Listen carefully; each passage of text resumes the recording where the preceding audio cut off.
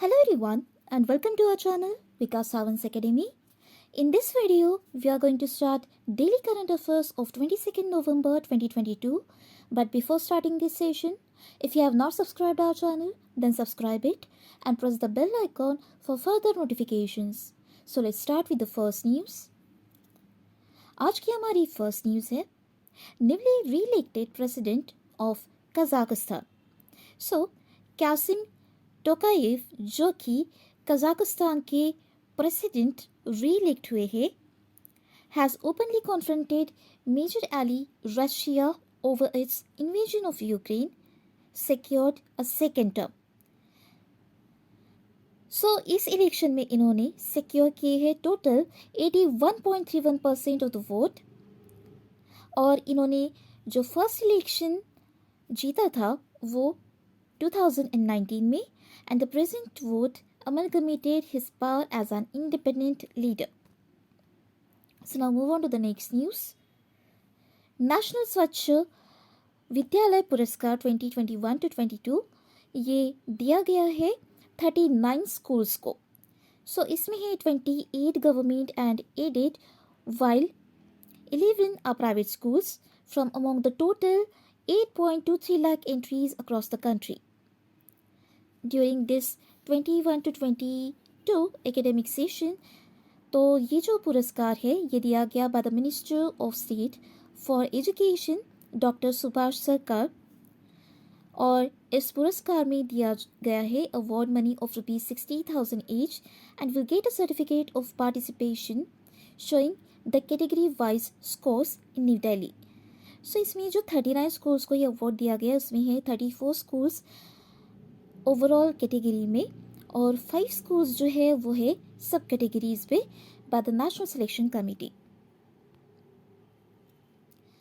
इसके बाद next news में है Indian film personality of the year 2022 at 53rd IFFI 2022. So ये ऑनर दिया गया to Telugu superstar Chiranjeevi at the opening ceremony of 53rd IFFI. So इसमें कुछ बॉलीवुड एक्टर्स को भी ये ऑनर किया गया है. सो इसमें कुछ बॉलीवुड एक्टर्स हैं अजय देवगन, परेश रावल, सुनील शेट्टी, मनोज बाजपेयी. ये सब कॉन्फर किए गए हैं with special honours at 53rd IFFI that is international film festival of India. इसके बाद नेक्स्ट न्यूज़ में है फ्रीडम फाइटर्स पेंशन जो कि डबल की गई है. महाराष्ट्र गवर्नमेंट ने डबल किया है. सो ये जो महाराष्ट्र गवर्नमेंट ने जो फ्रीडम फाइटर की पेंशन डबल की है वह है 10,000 to 20,000 rupees per month. So this double pension scheme will benefit around 6,000 surviving patriots across Maharashtra who had taken part in India's freedom struggle in 1947, the Marathwada liberation struggle in 1948 and the Goa liberation movement in 1961. So इस assistance में additional annual burden जो है ₹74.75 करोड़ का ये भी दिया गया है on the state exchequer for pension scheme launched way back in 1965. So now move on to the next news. Sumitra Charatram award. So Uma Sharma जो कि कथक एक्सपोनेंट है इन्होंने ये रिसीव किया prestigious Sumitra Charatram award by the former governor of Jammu Kashmir, that is Karan Singh, and sarod player Ustad Amjad Ali Khan in a ceremony organized at Kamani Auditorium by Shri Ram Bharatiya Kala Kendra, that is SBKK. So Uma Sharma इन्होंने ये award receive किया है in recognition of a contribution in the field of Indian classical music. So इसके बाद next news में है first Unani medicine regional centre of north east जिसका inauguration किया गया है in Silchar town of Assam by union AYUSH minister Sarbananda Sonowal. So ये जो न्यू बिल्डिंग का इनॉग्रेशन किया गया है it covers an area of 3.5 acres जिसका इन्वेस्टमेंट है ₹48 करोड़. सो ये हैंड ओवर की गई है to an autonomous organisation that is central council for research in Unani medicine under the ministry of AYUSH government of India.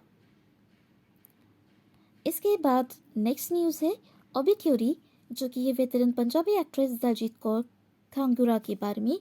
सो दलजीत कौर जो कि वेतरन पंजाबी एक्टर थे, ये रिसेंटली एक्सपायर हुए हैं इन लुधियाना। और इसके बाद नेक्स्ट न्यूज़ है नेटवर्क रेडीनेस इंडेक्स 2022। सो इस रिपोर्ट के अकॉर्डिंग इंडिया की रैंकिंग है 61st और इसमें फर्स्ट रैंक पर है यूनाइटेड स्टेट्स, जबकि सिंगापुर सेकंड रैंक पर है, स्वीडन की रैंकिंग है थर्ड और सिंगापुर इसने लीड किया है in Asia Pacific, followed by south Korea and Japan. So this report is prepared by an independent non-profit research and educational institute, that is US-based Portillo's Institute, and this report comprises 49 high-income economies, 32 upper middle income economies, 36 lower middle income economies, and 14 low-income economies. इसके बाद next news में है Gandhi Mandela award 2022, जो कि दिया गया है to the 14th Dalai Lama from the new Delhi based Gandhi Mandela foundation at Thekchen Choling Dharamshala by Himachal Pradesh governor Rajendra Arlekar. So अब तक ये अवार्ड दिया गया है to personalities who have carried forward the legacies of Gandhi and Mandela by making significant contribution in the field of peace, social welfare and culture. और इसके बाद next news में है winner of Abu Dhabi grand prix 2022। So Red Bull की जो Max Verstappen है has been declare as the winner of the 2022 Formula 1 season for the 15th time in the Abu Dhabi Grand Prix. So,